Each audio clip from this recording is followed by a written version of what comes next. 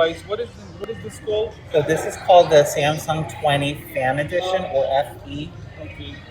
This is going to be your basic, but it's pretty loaded as far as you have the 5G capability that you can either toggle it on or off. It has a 4,500 milliampere battery. It has a 32 megapixel camera, and you also have three your ultra wide and your standard. Yeah. Now the refresh rate on this one is 60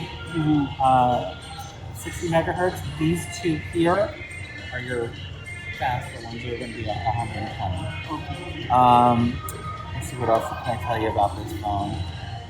They come in a multitude of different colors. These come in either one or two or three. This comes in about 8 different colors. It's just a nice starter phone, I mean, in a way, right? Right, it's right. affordable and it's basically the lowest price. Right.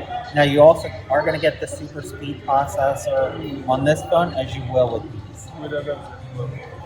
So, what is something that is bad about this one?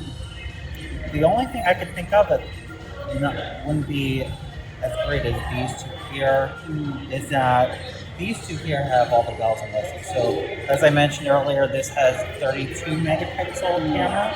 I believe this one has 48, and this one has. It's just the camera. Yeah, the camera's gonna be a little bit different.